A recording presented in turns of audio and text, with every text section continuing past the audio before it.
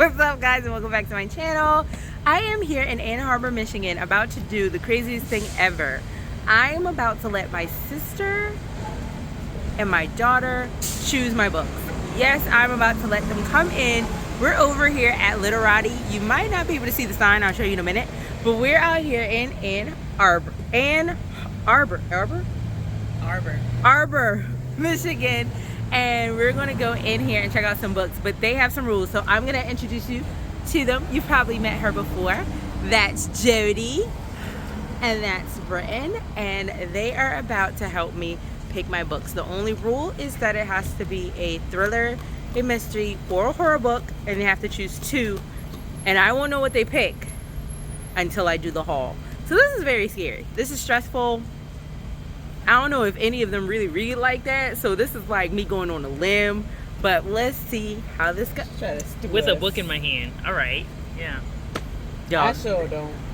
y'all heard her, right? All right, let's go.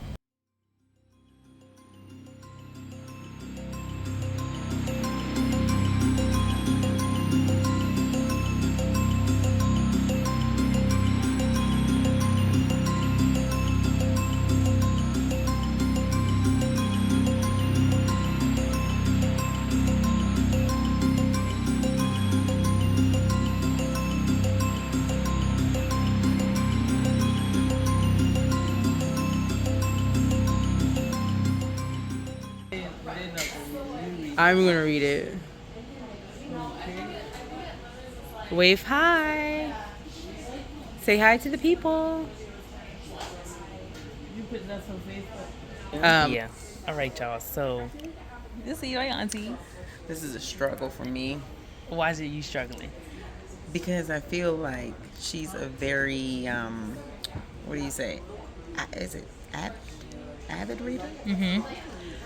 And I'm not. So I said that I feel like I'm picking up elementary books, and it just so happened that I picked up a title called "It's Elementary." So here we are. Okay, I'm worried because, as you can see by the book in my hand, we don't really read the same kind of books. Even when I'm not on my romance, we don't read the same kind of books.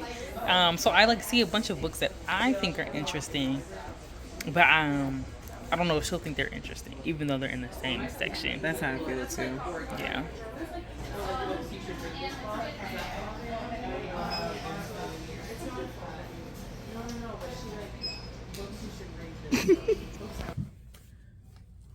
All right, y'all, we are back from, what is it called? Literati bookstore. I was gonna show you guys the cute bag, but literally it broke when we were walking in the hotel. So I have my books. I have a total of 6 books. My sister and my daughter both picked. I think you should leave her right in that little, she's trying to get into the adjoining door. Okay, so my daughter picked 2, my sister picked 2, and then my dad decided he wanted to get in on the fun. So he basically was like, read this one and tell me what you think. And it actually was a pretty good book. I don't know necessarily what genre it falls into, so I'll find it and I'll post it. But y'all, one moment, because Nani talking a lot. All right, I'm back because they was being loud. So I don't know what genre the one is he picked, but I'll make sure I put that up. But what I did read, it sounded good. So I'm gonna go over the one book that I picked out. Since my dad joined the fun, I only picked out one of myself, and it is called "Someone in the Attic." Is by Andrea Mara, and this one says, "You thought you were home alone. Anya is enjoying a relaxing bath when she hears a noise coming from the ceiling. Through the open bathroom door, she sees the attic hatch swing down and a masked figure drops to the floor. 30 seconds later, Anya is dead. You're not afraid of being alone in the dark. You're not afraid of being alone in the dark. You're afraid you're not alone." Across town, Anya's old school friend Julia sees an online video of a masked figure climbing out of an attic. She suddenly realizes why the footage is eerily familiar. It was filmed inside her own house in a luxury gated community designed to keep intruders out. And now your worst fears are coming true. Why would a stranger target Julia unless, of course, is not a stranger at all? So that is my pick. Never read anything by this author, so I'm very excited about that one. And this is the one my dad picked. It's called Old King by Maxim Loskutoff. So it actually does sound like it's going to be pretty good. So in this haunting, see, it says haunting, so I'm guessing it is some type of like thriller-ish mystery. But in this haunting novel about the end of the frontier dream, a man tries to reinvent. Y'all, if y'all can hear background people screaming, that's them in the other room. I just want to throw that out there. Okay. A man tries to reinvent himself in one of America's last wild territories while his neighbor begins a crime spree that will tremble the nation.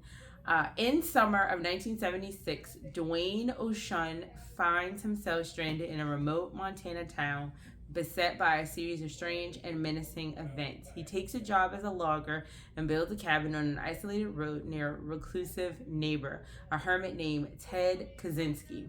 The two men are captivated by the valley's endangered old growth forest, but Kaczynski's violent grievances against modern society soon threatens the lives of all of those around him. As Kaczynski's bombs crescendo to the book's devastating conclusion, Old King wrestles with the birth of the modern environmental movement, the accelerating dominion of technology in American life, and a new kind of violence that lives next door. Told in 4 parts sweeping across 2 decades, Old King establishes Maxim Loskutoff as one of the most thrilling and inventive authors of the American West. A writer endowed with fearless audacity, stunning grace, and gutsy heart. And that's Nicholas Butler. So, like I said, it sounds really good. So I'm excited to read that. Now, here is the stack of my mystery books, y'all. First time me actually being able to see them. They did a good job because I don't own any of these, and I was really worried about that. That stack's probably all jacked up is what I was trying to say. So they did a good job. I did you probably heard me in the video going, I have that one, because I was trying to at least tell them the ones that I saw just in case, as I was seeing if I saw them getting close up that I had. This one I think I actually saw before, but I never read what it was about. It is called The Housekeepers. I feel like this book is from my sister because she was like, softbacks or hardbacks, and she was trying to look for the softback book. So this one is by Alex Hay, and it says Ms. King is no ordinary housekeeper. Born into a world of...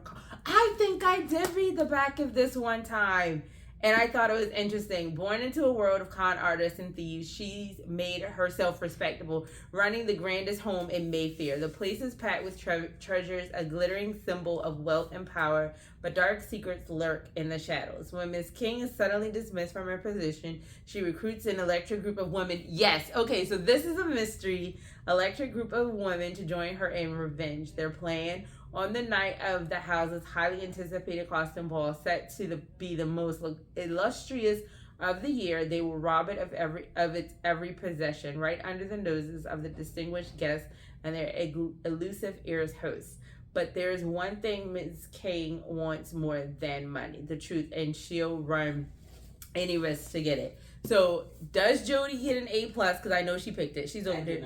Oh, you did? No. Oh, Britton actually picked this one. Okay, my daughter picked this one. She gets a 10 because I actually had read this one. I just had not bought it yet. But so this is a good pick because that was one I read and I thought was interesting.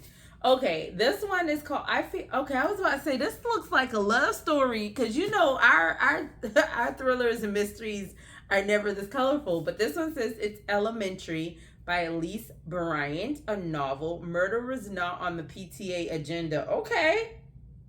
So this one says A Delight by Emily Henry. So I feel like this is going to give murder, but in a fun way. Well, murder's not fun. What am I trying to say? Murder in a cutesy way. Like Hallmark mystery vibes. You know how they have those Hallmark movies where it's like the mystery trying to figure out. I feel like this is what it's going to give. So Mavis Miller is not a PTA mom. She has enough on her plate with her feisty 7-year-old daughter, Pearl, an exhausting job at a nonprofit, and the complexities of a multi-generational household. So no one is more surprised than Mavis when she caves to Trisha Holbrook the long-reigning, slightly terrifying PTA president, and finds herself in charge of the school's brand new DEI committee. Excuse me, I've been up since like 3:30 this morning. My brain. Committee. As one of the few Black parents at this California elementary school, Mavis tries to convince herself this is an opportunity for real change. But things go off the rails at the very first meeting when the new principal's plans leave Trisha absolutely furious. Later that night, when Mavis spies Trisha in yellow rubber gloves and booties lugging cleaning supplies and giant black trash bags through her waiting minivan, it's only natural that her mind jumps to somewhere it surely wouldn't in the light of day. Except Principal Smith fails to show up for work the next morning and has been MIA since the meeting. Determined to get to the bottom of things, Mavis, along with the school psychologist and the great forearms,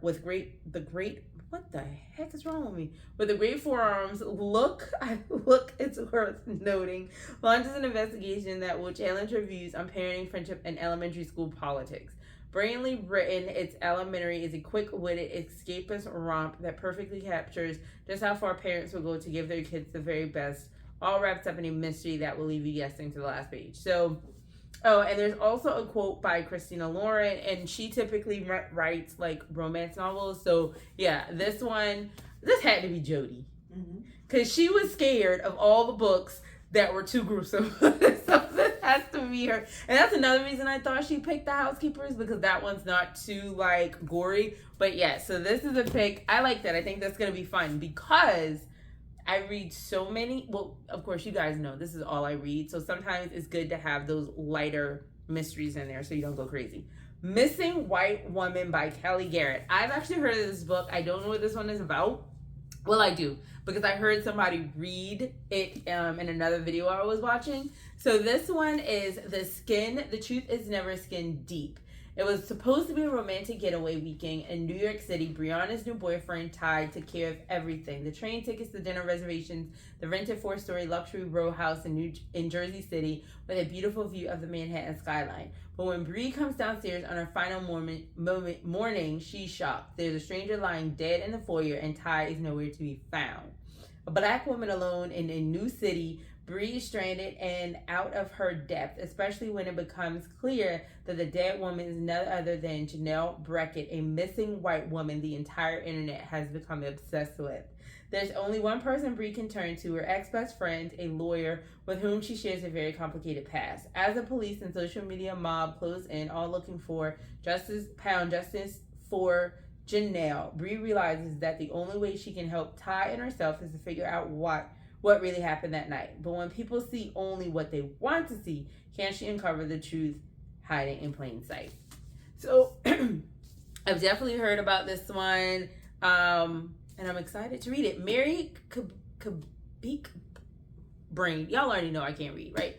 Mary Kabika, a propulsive murder mystery with relatable characters and heart-stopping twists. A sitting read that should be on everyone's list. And I actually read books by that author, so seeing a blurb by her is pretty cool because I've read other things by her and I've enjoyed them. So here we go. So this one this has to be Jody too. Yeah, I knew. There are also Black people involved in these last two books, so I already knew. All right, the last one is called Assassins Anonymous by Rob Hart. And this one says, bookmarks. In this clever, surprising page turner, the world's most lethal assassin gives up the violent life only to find himself under siege by mystery assailants. It's a kill or be killed situation, but the first option is off the table. What's a reformed hitman to do? Mark was the most dangerous killer for hire in the world, but after learning the hard way that his life's work made him more monster than man, he left it all behind and joined a 12-step group for reformed killers. First of all, how y'all got 12 steps for killers? Shouldn't I be prison? Like, I'm confused.